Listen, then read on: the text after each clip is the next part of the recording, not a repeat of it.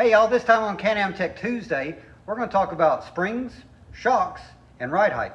I kind of surfed through the Facebook pages and I see this question is actually pretty common. So I'm going to give you my insight on ride height.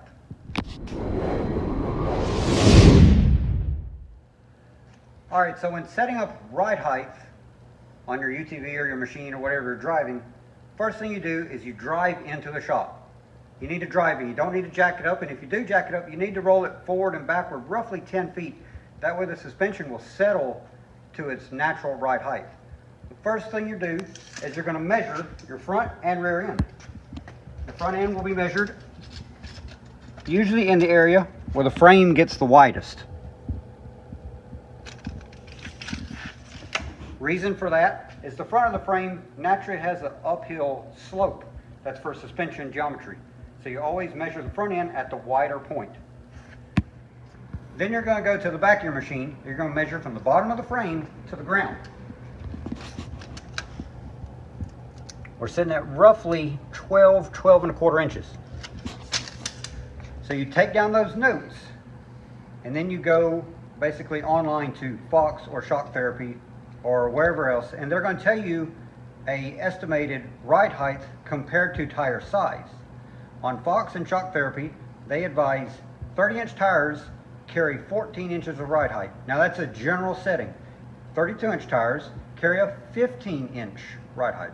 Now that's a general setting. All right, so now that you get a measured ride height of how your machine sits, as is, you have to take into consideration of a few things. If you've added any accessories whatsoever, we have an audio roof, we have bumpers, that's added weight that the factory didn't calculate for when they set these machines up. So depending on the weight, you may need a spring rate change. So now we're going to go into how to adjust your ride height. First of all, you have to jack the machine up and get the wheels off the ground.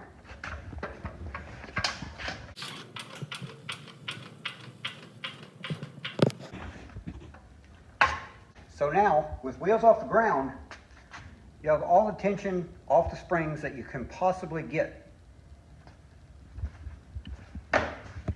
The only tools you will need for a ride height adjustment is a punch and a hammer. All right, so the first thing that I do is I measure my preload gap, the springs compared to the shock, and then I will make adjustments roughly half an inch to an inch at a time to gain the ride height that I'm looking for. So you'll measure from shock body down to the top of the spring. You see we are roughly 3 3/8. So with that noted, you'll take your hammer and your punch. You'll break loose your lock ring.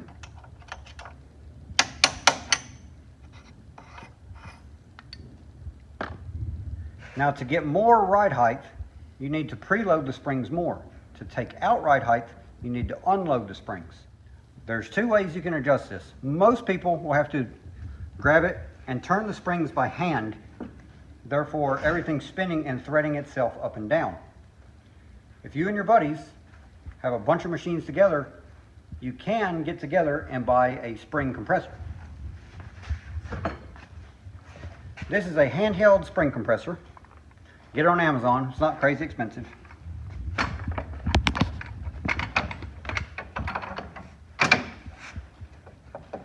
Now when you set it in here, set it on your coil springs on the bottom spring and the top spring.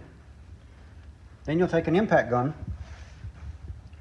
and you'll turn this to preload the spring, and therefore you can turn the threaded nut easier.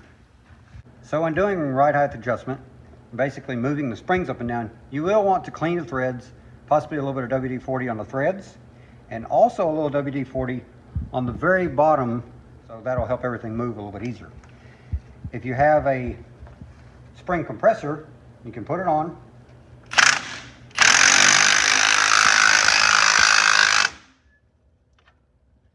Now, as noted, now the spring is no longer on the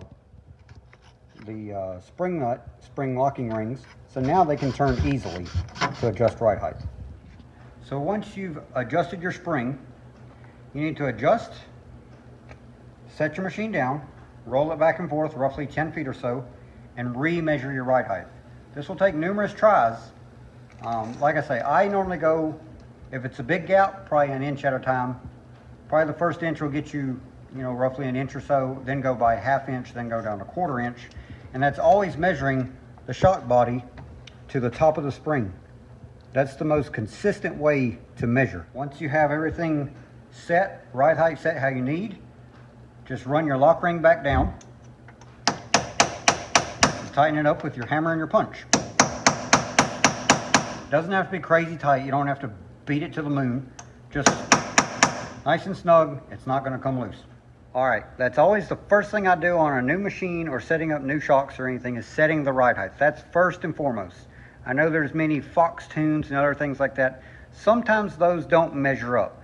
They give spring lengths versus shock lengths versus sag lengths. There's just a lot of numbers to really calculate. It's pure and simple. Ride height is from frame to ground. And you're going to set ride height according to how you ride, where you ride, like whether you need high clearance or low clearance, and what tire size you have. Very simple. Now another thing to adjust is your crossover rings. Not all machines come with these, but a good majority do. The crossover ring is very simple. The crossover ring engages the big spring. So the lower the ring, the quicker it engages the big spring. The higher the ring, the later it engages the big spring. The little spring is basically taking up your chatter, your small bumps, probably 6 inches in the lower.